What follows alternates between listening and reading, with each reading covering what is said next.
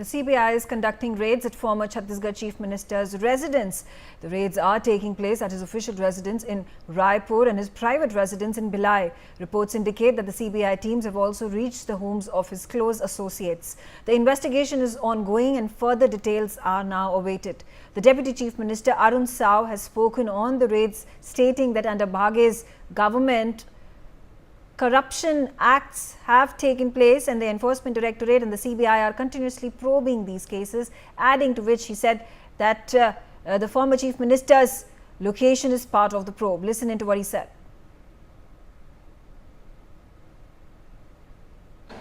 राज्य में जब कांग्रेस पार्टी की सरकार थी, भूपेश बघेल मुख्यमंत्री थे, कई बड़े बड़े घोटाले हुए और उन घोटालों की जांच सीबीआई ईडी लगातार कर रही है और जांच क्रमशः आगे बढ़ रही है और जांच के क्रम में ही सीबीआई ने आज छत्तीसगढ़ में लगभग 50 अलग अलग स्थानों पर आज जांच के लिए छापामारी की है और उसमें कुछ आईपीएस अफसर हैं, कुछ अन्य अफसर हैं और कुछ राजनेता भी हैं और इसलिए सीबीआई की ये जो कार्रवाई है ये सामान्य जांच की प्रक्रिया के तहत किया गया है और ये जांच की कंटिन्यूअस प्रक्रिया का एक हिस्सा है। बोल रहे हैं कि गुजरात में इनको बनाया गया था सदस्य, उसके कारण ज़्यादा। देखिए, ये किसी एक व्यक्ति के घर जांच नहीं हो रही है। सीबीआई पहुंची है 50 अलग अलग ठिकानों पर, जिसमें कई अधिकारी हैं और कुछ एक राजनेता हैं और इसलिए इसको राजनीति से जोड़ना ये उचित नहीं है और कांग्रेस जब भी इस तरह की कोई कार्रवाई होती है उसको राजनीति से ही जोड़ती है। वास्तविकता ये है कि जब ये घोटाले हुए तो राज्य के मुख्यमंत्री कौन थे और जब उनके मुख्यमंत्री तो काल में ये घोटाले हुए हैं और सीबीआई उन तक जांच करने पहुंची है तो जांच में जांच एजेंसी को वो सहयोग करें। जांच एजेंसी जो उनसे पूछताछ कर रही है वो बताएं। आपको डरने और घबराने की जरूरत नहीं है और ना ही आज देश में ऐसी कोई राजनीतिक परिस्थिति है कि कोई राजनीतिक आधार पर इस तरह की कार्रवाई हो। एक तो ये स्वतंत्र एजेंसियां हैं, कभी राजनीतिक आधार पर कार्रवाई करती नहीं है और इसलिए और अभी ना ऐसी कोई परिस्थिति है। ये लगातार जांच जारी है, महीनों से जांच चल रही है और जांच की प्रक्रिया का हिस्सा है। राजनीति का कोई आरोप लगाना है। Gaurav Singh Chandel on the telecast with me. Gaurav, shed more light into more of these probes that are at this point of time being continued by the Enforcement Directorate against the Chief Minister of Chhattisgarh in the Mahadev app scam.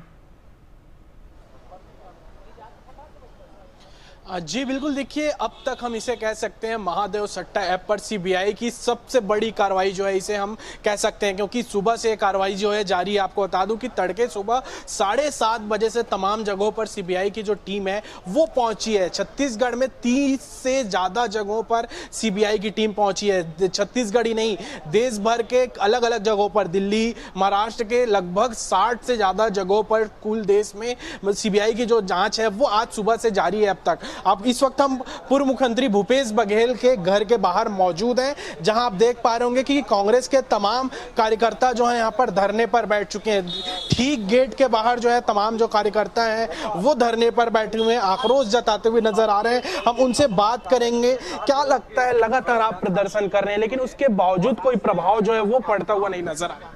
ये प्रदर्शन प्रभाव डालने के लिए नहीं, ये प्रदर्शन है भारतीय जनता पार्टी की जो दमनात्मक नीति है उसके खिलाफ हमने जो संघनाद किया है, ये प्रदर्शन उसके लिए है।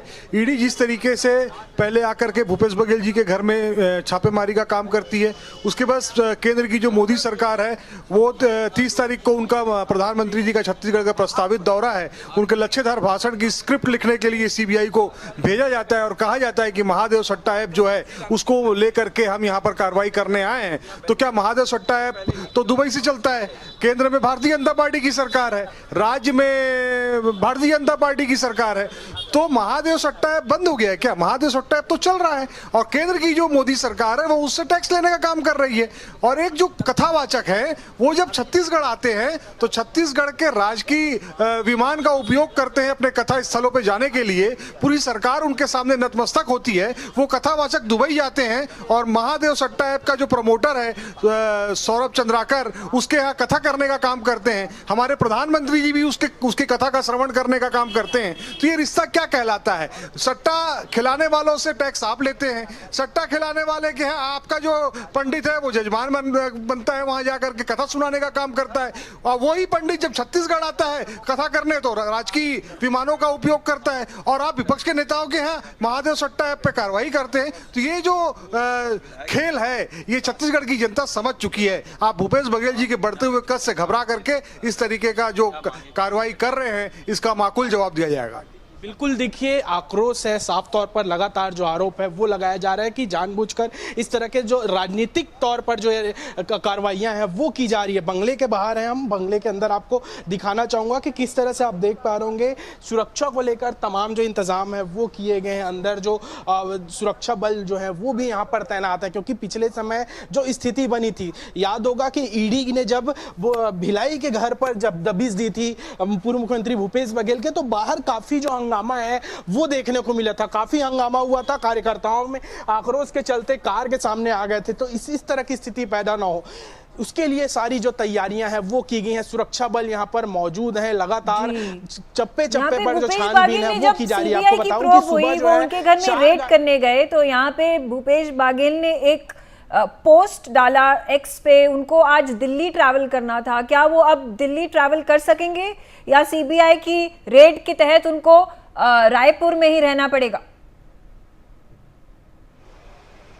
जी बिल्कुल, देखिए आपको बता दूं कि सबसे पहले उनके दोनों घरों पर सीबीआई की जो रेड है वो पड़ी है, रायपुर और भिलाई। इस वक्त पूर्व मुख्यमंत्री भूपेश बघेल जो है वो भिलाई निवास पर मौजूद है, उनका जो फोन है वो जब्त कर लिया गया है और आज वे दिल्ली जाने वाले थे। तो निश्चित तौर पर उनका जो दौरा है वो रद्द हो चुका है, क्योंकि जब तक सीबीआई की पूरी रेड जो है वो खत्म नहीं हो जाएगी, पूरी तरीके से जो अधिकारी हैं वो बाहर नहीं चले जाएंगे, तब तक वो कहीं नहीं जा पाएंगे। तो निश्चित तौर पर उनका जो अधिवेशन को लेकर आज जो बैठक नीति दिल्ली में वो रद्द हो चुका है। जी, और यहाँ पे एक और एलिगेशन डाला गया है यूनियन गवर्नमेंट पर, बीजेपी पर। कहा गया है कि ये सब जो सीबीआई रेड्स हो रहे हैं, एनफोर्समेंट डायरेक्टोरेट प्रोब्स हो रहे हैं, ये भूपेश बघेल को दिल्ली ट्रैवल करने को रोकने के लिए हो रहे हैं। उनकी आगे अहमदाबाद जाने के लिए जो अप्रैल 8 और अप्रैल 9 को मीटिंग्स अटेंड करनी है उन्हें अहमदाबाद में, वो अटेंड ना कर सके, इसीलिए ये प्रोब्स और रेड्स आगे शुरुआत करी जा रही है सीबीआई द्वारा। जी बिल्कुल, देखिए निश्चित तौर पर जब ये रेड सीबीआई की सुबह पड़ी तो साफ तौर पर कांग्रेस के तमाम जो लोग हैं वो आरोप लगाते हुए नजर आए कि जिस तरह से अहमदाबाद में 8 और 9 तारीख को कांग्रेस का महाधिवेशन जो है वो होना है, तो उसकी जो वर्किंग कमेटी है, उसकी जो कमेटी बनाई गई है उसमें पूर्व मुख्यमंत्री भूपेश बघेल भी शामिल हैं। वो महत्वपूर्ण हिस्सा है उस होने वाले अधिवेशन के लिए। तो उसके तौर पर आज वे दिल्ली जाने वाले थे, बैठकें का दौर जो है वो चालू होना था, तैयारियों का जायजा लेना था। तो कहीं कहीं उसको प्रभावित करने के लिए अहमदाबाद गुजरात में होने वाले अधिवेशन से जो बीजेपी है वो डरी हुई है, इसीलिए सीबीआई की रेड का जो सहारा है वो लेती हुई नजर आ रही है। Okay, all right. Thank you for giving us all that information. Moving on to Odisha, where the Odisha